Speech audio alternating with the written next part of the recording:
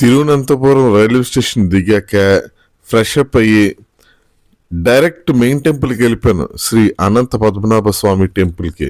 ఇదే అనంత పద్మనాభ స్వామి టెంపుల్. ఆటోలు బస్సులు అన్నీ ఉన్నాయి. ర్యాపిడ్ ఆటో యూజ్ చేసుకుని హ్యాపీగా వెళ్ళిపోండి.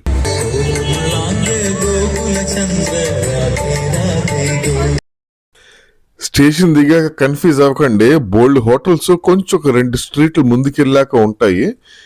ఫ్రెష్ అప్ అయ్యాక మీరు ర్యాపిడో కానీ ఆటో బుక్ చేసుకుని మెయిన్ టెంపుల్కి వచ్చేయాలి. గుర్తుపెట్టుకోండి, మగాళ్ళకి కంపల్సరీ పంచి కట్టుకోవాలి. అలాగే షర్ట్ ఓపెన్ చేసి ఒళ్ళుతో టాప్లెస్గా పంపిస్తారు జెంట్స్ని. లేడీస్ కూడా ధోతి కట్టుకొని వెళ్ళాలి. తిరువనంతపురంని త్రివేంద్ర అని కూడా పిలుస్తారు. ఇది కేరళ రాజధాని అయినప్పటికీ ఎక్కువ టూరిజం ప్లేసులు లేవు. బట్ ఇది ఒక్క టెంపులే అందరినీ ఆకర్షిస్తుంది.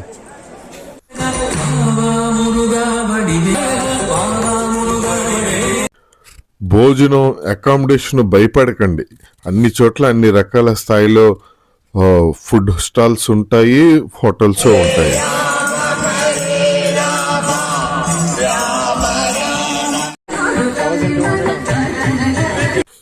ఒకటే ముఖ్యంగా చెప్పాలి ఏంటంటే, చనిపోయేలోపు ఒకసారి ఈ గుడికి వచ్చి వెళ్ళండి, ఈ దర్శనం చేసుకోండి ఆ స్వామివారిని.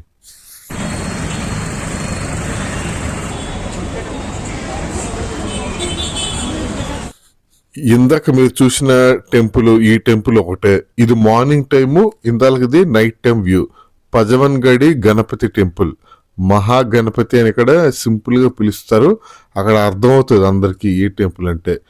ఇది అనంత పద్మనాభ స్వామి టెంపుల్. మరొక టూరిజం ప్లేస్ ఉంది, అది కూడా మీకు చూపిస్తాను.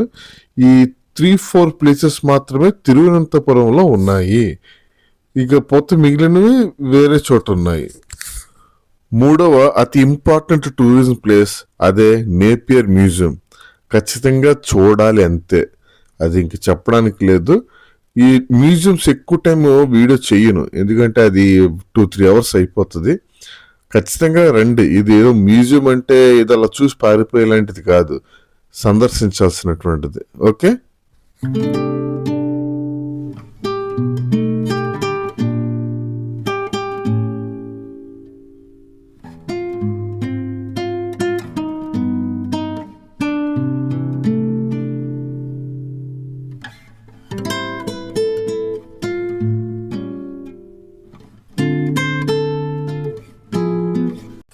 ఆ మ్యూజియంకి దగ్గరలోనే ఒక మైదానంలో స్త్రీలు నువ్వా నేనా అంటూ టగ్ ఆఫ్ వార్ లాక్కుంటున్నారు. సో ఈ పీకుడు కార్యక్రమాన్ని కూడా నేను కవర్ చేశాను. మంచి బలంగా ఉన్నారు, అందుకే 90% లిటరసీ అంటారు.